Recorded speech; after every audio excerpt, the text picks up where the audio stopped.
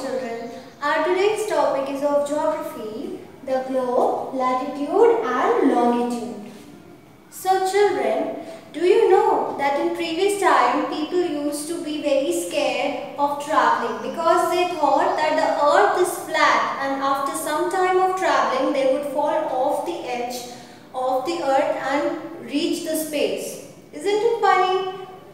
Alright, but later it was discovered that the earth is spherical, and in your classrooms also you must have seen the miniature of the earth. Yes, I am talking about the globe.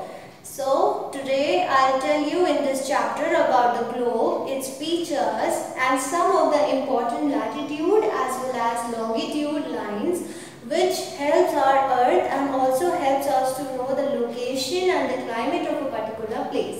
So let's start with the globe first, and for knowing so we should know the meaning of the globe. So what is a globe?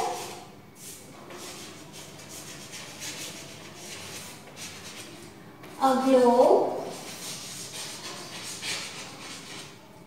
is the miniature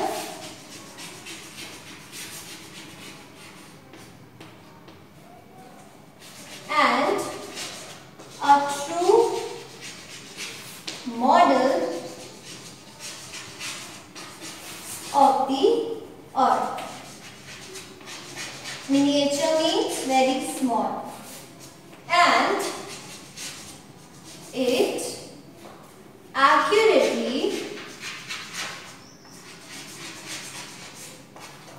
represents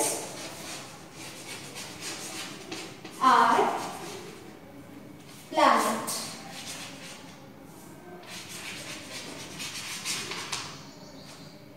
So you see, the definition of globe is as like a globe is a miniature and a true model of the earth, and it accurately represents our planet. Do you know who made the first globe? The first globe was made by Martin Behaim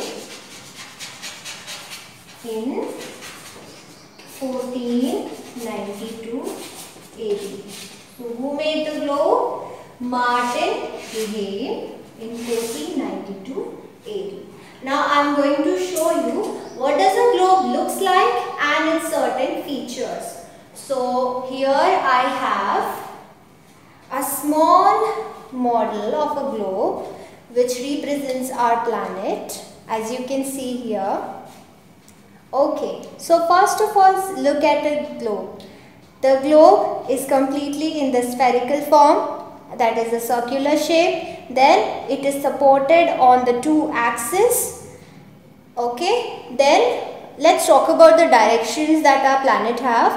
This is the north direction, the topmost direction. Then downwards here is the south direction.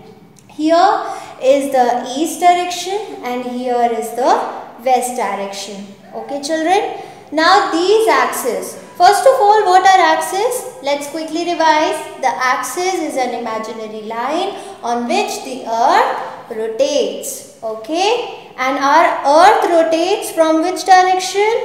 From west to east, not from east to west. Pay attention children. Remember that the earth rotates from west to east. Okay, now here you can see after the axis that there is a thick broad line which is running from the center of the earth. It is known as equator. Now equator is an imaginary line which divides the earth into two equal halves. Okay, two equal half parts. This portion is the northern hemisphere. Hemisphere means region or area, and this down portion is known as the southern hemisphere.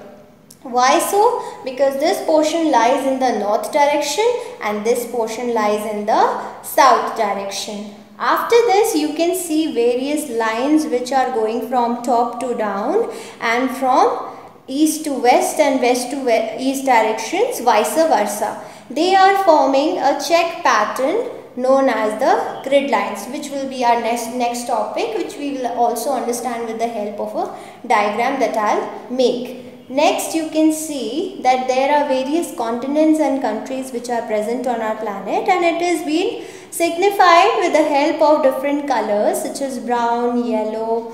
Okay, where is our country? Here it is. Our country is this, between Africa and Europe and China. We are here. Alright. So the earth is a true model of the earth, a globe is a true model of the earth, and it helps us in accurately representing our planet, and it also helps us to know the location of the various continents as well as the country.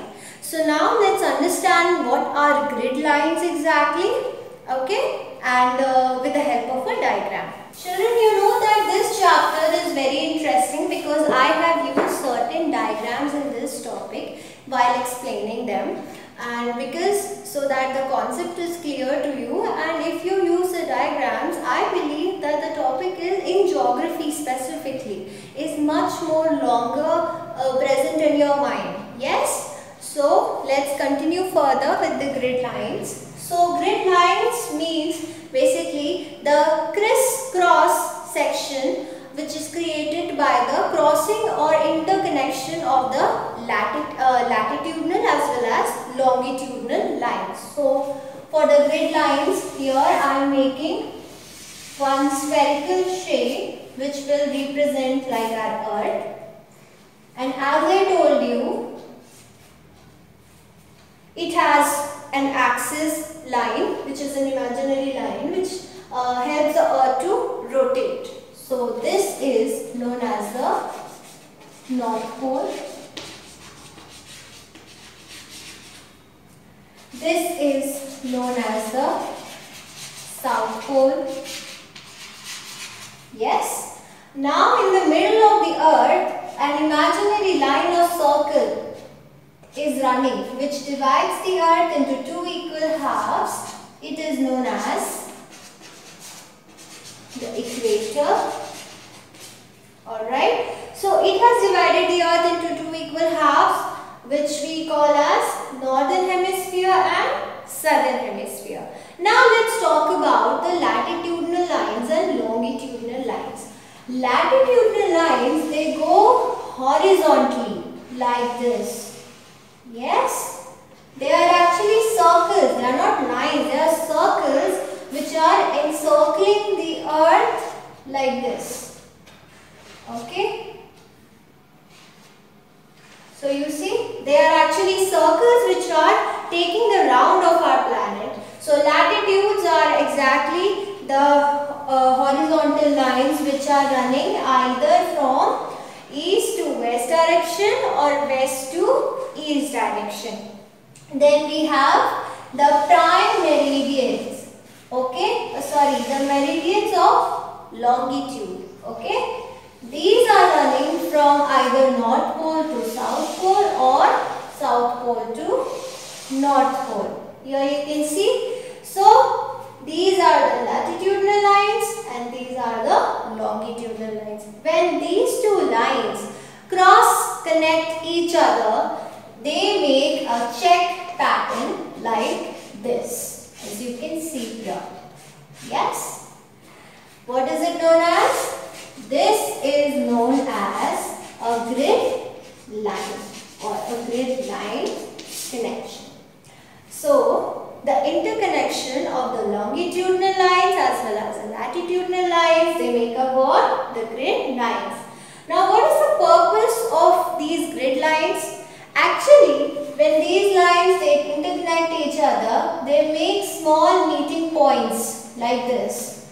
Okay, these meeting points, they help us to know the exact location, the timing, the type of vegetation, the type of climate a particular place has. So we are able to know that the area falling under this area or under this location is accurately where. Okay, it helps us to know the location of a place. It helps us to know what sort of climate it has, whether it's falling in the northern hemisphere, whether it's falling in the southern hemisphere, whether it's near the equator. You see, equator? Yes.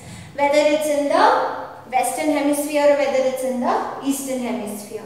Alright, so this is what a grid line looks like. Actually, these lines are all imaginary. We cannot see it, but they are all helpful for us to know the exact location and timing of a place. Now let's move ahead with the latitudinal lines. Now what happens in the latitudinal lines? As I told you, the latitudinal lines, they go from which direction? From either, this is east direction, this is west direction, this is north and this is south. And here we have our equator. Yes, which divides the earth into two equal halves. So let's come back to this point. Latitudinal lines are imaginary lines which are running from either east to west direction or west to east direction. They are running horizontally. Horizontally means in a flat line. They are actually circles. They are circles which start from the equator. Now equator is considered to start at 0 degree.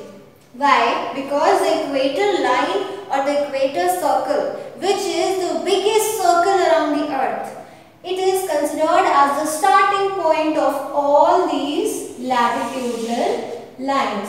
Now as these latitudinal lines, they move towards the poles. Here we have North Pole, okay, and here we have South Pole.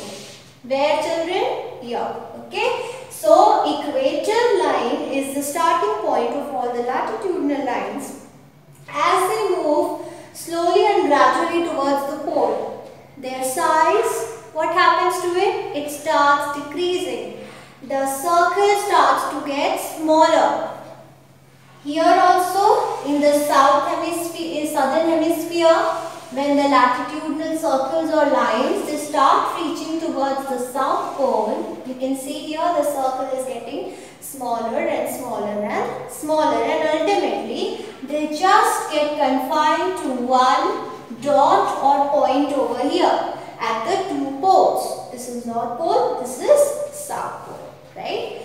So equator is measured at the degree of 0 degree, and all the latitudinal lines, they are known to start from the center of the earth, that is at the point where the equator is lying. Now, do you know how many latitudinal lines are lying in the Earth's hemisphere? Now you know that the equator divides the earth into two equal hemispheres. Okay, the northern hemisphere and the southern hemisphere into two equal parts. So all the latitudinal circles or all the latitudinal lines, they are at a distance of 1 degree. Okay, they are situated at a regular distance of 1 degree, which makes that there are total 90 latitudinal lines in southern hemisphere and 90 latitudinal lines in northern hemisphere, which makes up to total how many latitudinal lines? 180. Okay, so there are overall 180 total latitudinal lines across the earth, 90 in northern hemisphere and 90 in southern hemisphere. Okay children, now we will come ahead to some of the important latitudes, lines of latitude, which are helpful in dividing the different heat zones of our earth and to provide the different climatic conditions to our planet. Now children, again I am going to make a spherical structure to show you the different latitudinal lines.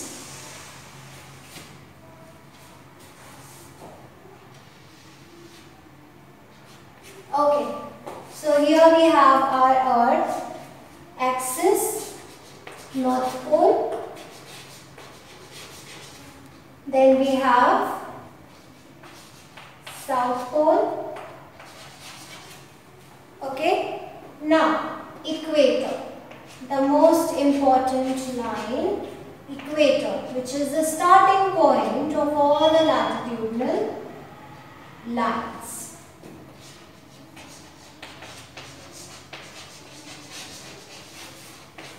It is at 0 degree because it is considered as the starting point of all the latitudinal lines. Next we have the Tropic of Cancer. The Tropic of Cancer lies in the northern hemisphere just above the equator.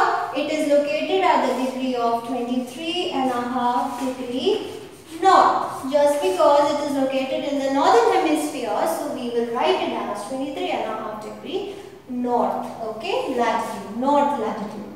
Next we have the Tropic of Capricorn.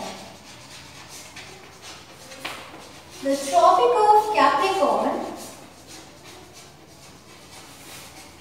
lies just below the equator in the southern hemisphere. It is at the location 23.5 degrees south. Okay. Now we come to the next important latitudinal line, which is the Arctic Circle. Okay. It is lying near the North Pole and it is lying at the location of 66.5 degree north. Always remember that whichever latitudinal line you make, if it is above the equator, you will write as north latitude. If it is below the equator, then you will write as south latitude.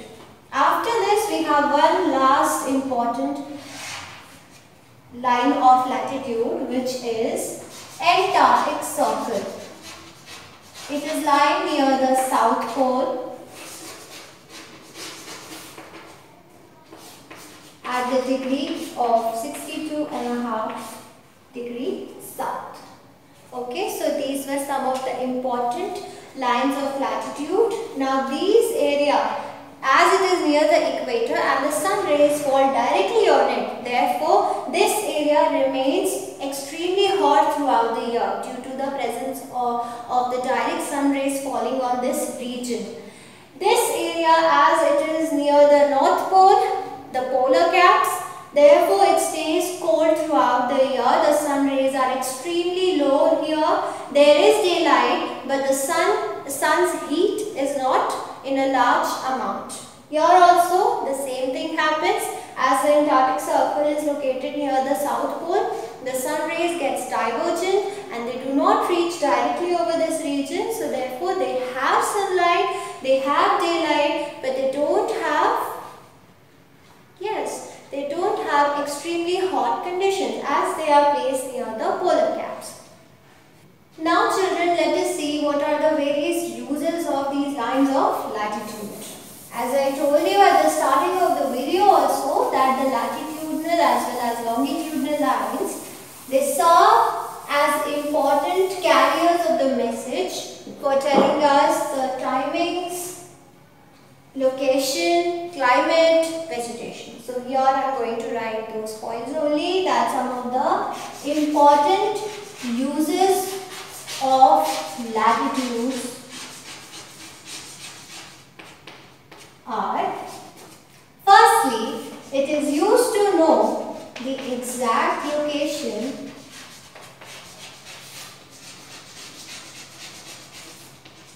of a place. Okay, as I told you, how is it known? By the help of grid lines. Secondly, it is used in knowing the climatic conditions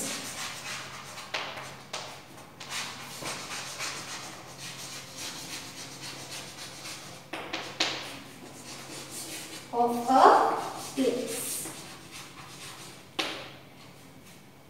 And thirdly, it is used to know the type of vegetation and wildlife that a specific place has. Yes, so these are some of the most important uses of the latitudinal lines as to why they are needed. Okay, firstly, it is helpful in knowing the exact location of a place. Then it's helpful in knowing the climatic conditions of a place. Then lastly, it is helpful in knowing the vegetation and wildlife of a place. Now we'll proceed ahead with some of the diagrams that I have made for you to for your better understanding of the concept. So I will be showing you some of the diagrams of latitudinal lines, longitudinal lines, and the heat zones of the earth. And what are heat zones? And how did the heat zones get different amount of sunlight, and how does it affect the type of climate or temperature that they have?